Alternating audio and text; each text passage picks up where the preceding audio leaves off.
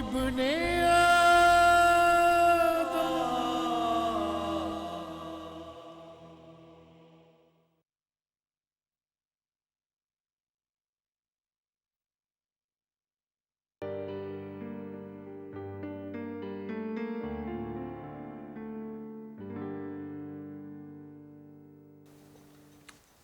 वाह वकील साहब, कानून के माहिर होकर बच्चों जैसी बातें कर रहे हैं। भला मैं अपने होटल को क्यों आग लगवाऊंगा, और वो भी किराए के बदमाशों से। मैंने ये कब कहा? मैं आपका वकील हूं, इंश्योरेंस कंपनी वालों का नहीं हूं। मैंने तो पुलिस की इन्वेस्टिगेशंस का खुलासा आपके गोश गुजार किया है।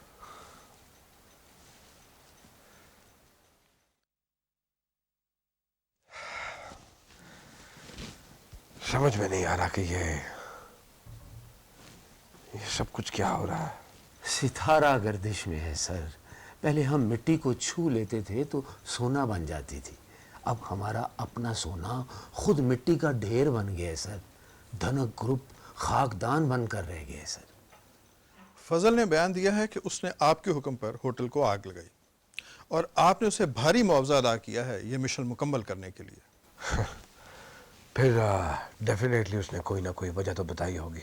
जी, फजल का कहना है कि कारोबार में होने वाले पै दर पै नुकसानात, गिरती हुई साख और खसारा पूरा करने के लिए आपने एक तरकीब सोची और फजल को उसके लिए इस्तेमाल किया। तरकीब?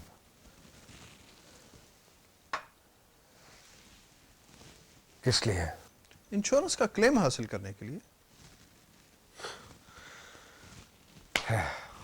सर वो फजल ने बयान दिया है कि इस होटल का मुनाफा बराए नाम था, और ये सच है सर। पुलिस को सबूत भी मिल गए हैं सर। इंश्योरेंस कंपनी अदालत में ये बात आसानी साबित कर देगी कि आग लगी नहीं, लगाई गई है। सेठ साहब, हवा हमारे मुखालिफ चल रही है। तो फिर? आई एम अफ्रेड मेरे तरकश में कोई तीर नहीं है, जबकि मुखालिफ पार्टी ना सिर्फ पूरी तरह मुसल्लह है बल्कि हक़ाइक़ और शवाहिद पूरी तरह उनकी मदद कर रहे हैं। बहुत अच्छे वकील साहब, बहुत अच्छे। हम आपको आपके काम की मुंह मांगी कीमत देते हैं, लेकिन आप हमारे ही मुखालिफ से मुंह की खाकर आ गए। आपकी जगह अगर मैं होता तो शायद मेरे भी यही ख्यालात होते। बहरहाल मैंने आपको सूरत हाल से आगाह कर दिया है। अदालती कश्मकश में हमारी जीत के इम्कानात ना होने के बराबर है। तो अब क्या होगा वकील साहब? हम इंश्योरेंस क्लेम से महरूम हो जाएंगे।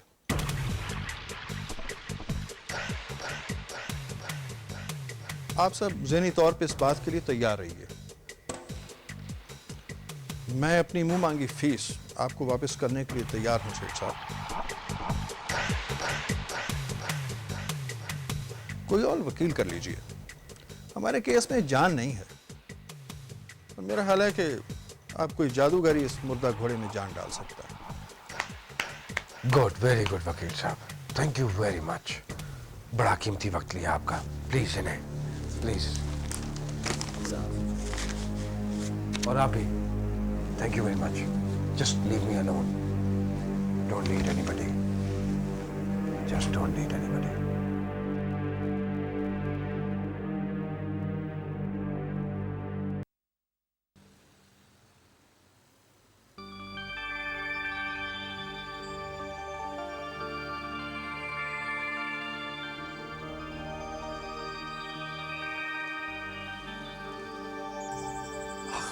सब क्या हो रहा है जालिम? सितारे गर्दिश में है मेरे गालिब, और क्या कह सकता हूँ। खैर, हौसला ना हारो, सब ठीक हो जाएगा। कैसे ठीक होगा ये सब? कैसे ठीक होगा, और कब ठीक होगा? आखिर ये तुम्हारे होटल पे क्या आफत आ गई? तुम तो उसके बेचने का प्रोग्राम बना रहे थे। हाँ, बेच रहा था उसे मैं अपना कर्जा उतारने के लिए। क्या भाग रहे हो? तुम मखरूस हो गए हो।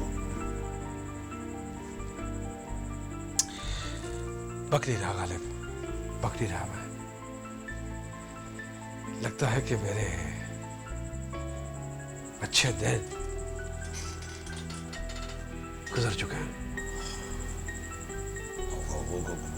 कुछ कुछ अंदाजा था मुझे भी, क्योंकि मार्केट में धनक ग्रुप की पोजीशन काफी अरसे से अच्छी नहीं जा रही थी, लेकिन मैं ये सोच भी नहीं सकता था बिजनेस टाइकून मकरूज हो जाएगा। जानते हो ये मेरे खिलाफ एक साजिश है, वेल कैलकुलेटेड, मुझे बर्बाद करने के लिए।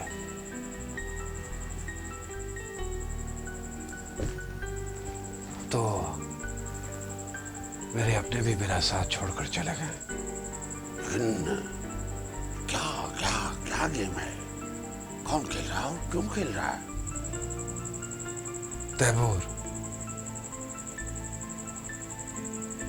तैमूर मेरे पीछे हाथ धोकर पड़ा हुआ है। मानता हूं मैं, तैमूर की तुम्हारे साथ पुरानी कशीदगी है, लेकिन वो इस हद तक क्यों पहुंचेगा? इस तरह तो दोनों तरफ नुकसान होता है। मेरी समझ में नहीं आ रहा है कि वो अपना भी नुकसान कर रहा है, लेकिन वो सस्टेन कर सकता है, मैं नहीं। यहाँ तो उसके साथ मीटिंग रख लो और मामला साफ करो। Are you out of your mind? Beating my foot.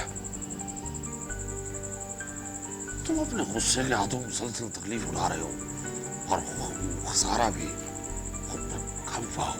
दुनिया में इस तरह गुजारा नहीं होता। अब तो ना मैं जिंदा लोगों में हूं, ना ही मुर्दा में। मालूम नहीं कि बरज़ख का ये दौर कब खत्म होगा। मेरा घर बर्बाद हो चुका है, घर तबाह हो चुका है। किसी पल भी मुझे चैन नसीब नहीं है, ना ही मेरा कोई अपना है जिसके पास जाकर मैं अपना गम गल्त कर सकूं। हाँ, सिर्फ तुम हो गालिब, जिसके पास आकर मैं सबको छूकर देता हूं। मायूस नहीं होते जालिम मियां, मायूसी कुफ्र है। आजमाइश का ये वक्त भी गुजर जाएगा, इसे तुम मकाफात अमल भी समझ सकते हो। अल्लाह से माफी मांगो। जो लोग तुम्हारे जुल्म और सितम का शिकार हुए हैं, उनसे माफी मांगो।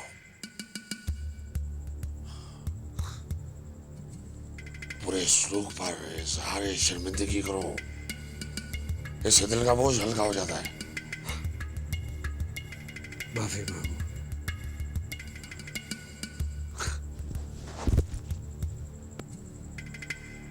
अब अजीब हो भाई, जलाल ने कभी किसी से माफी नहीं मांगी और ना ही मांगेगा।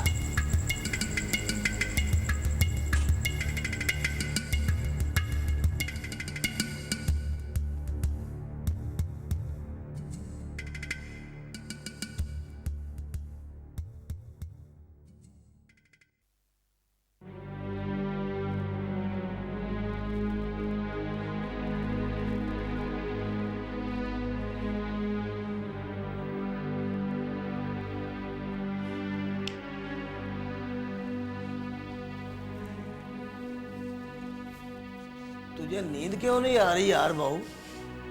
और तुझे तो घोड़े बेच के सोना चाहिए। आज तेरी जेल की आखिरी रात है। ओए एक्साइटेड हूँ नारंग, बहुत एक्साइटेड हूँ। क्यों, तू बता, नहीं होना चाहिए? कल का सूरज मेरे लिए खुशबख्ती का पैगाम लेकर आ रहा है। अल्लाह तुम्हारी हर ख्वाहिश पूरी करे मेरे दोस्त। मैं तो यही कह सकता हूँ, गुड लक।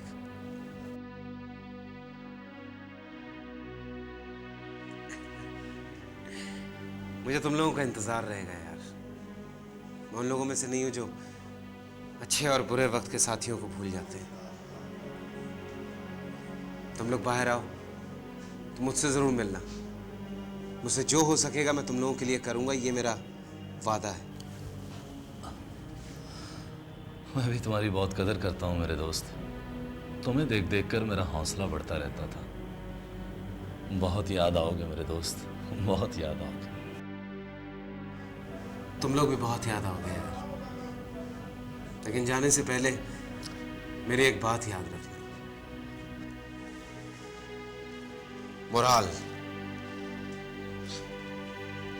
मोराल हमेशा बुलंद रखना,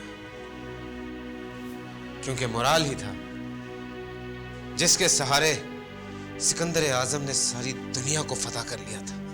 ठीक है, सो जाओ बाबू यार। तो क्या सारी रात जाके गुजारोगे?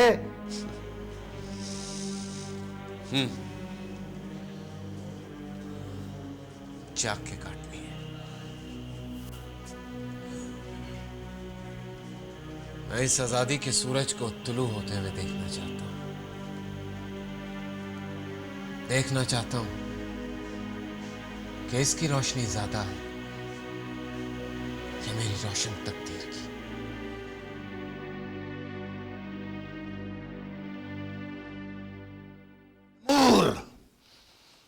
मत भूलो कि हम तुम्हारे चचा हैं।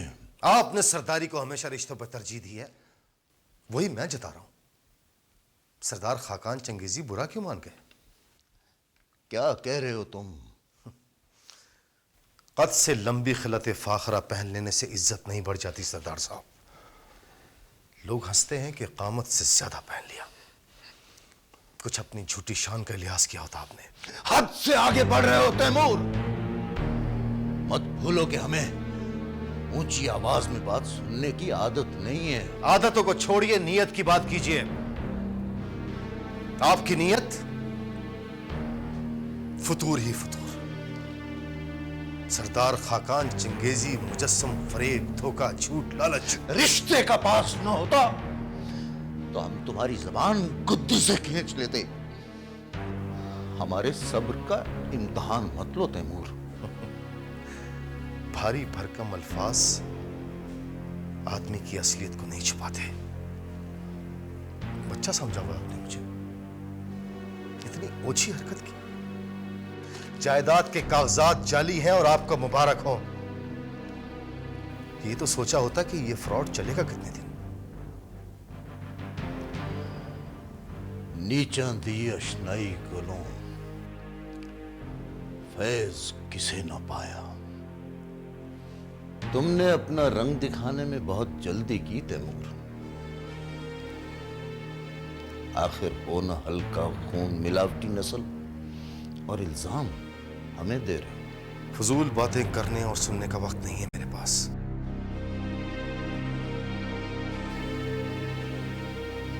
मुझ पर और मेरे खानदान पे कीचड़ उछालने से बेहतर है अपने मुंह पे मल लीजिए, मुनासिब रहेगा। अपना सवाल भूला नहीं हूं मैं सरदार साहब। हमने तुम पर इन्हिसार किया, एतमाद नहीं किया। अच्छा ही किया, तुम इस लायक ही नहीं थे। न हो सकते हो। तुम्हारी अय्यारी, मक्कारी और खुदगर्जी की बदबू तो हमारी छठी इसने बहुत पहले सूंघ ली थी। हमने तुम्हें आजमाया और तुम आजमाइश में फेल हो गए। शायद अच्छा खून होते तो ऐसा ना करते। आजमाइश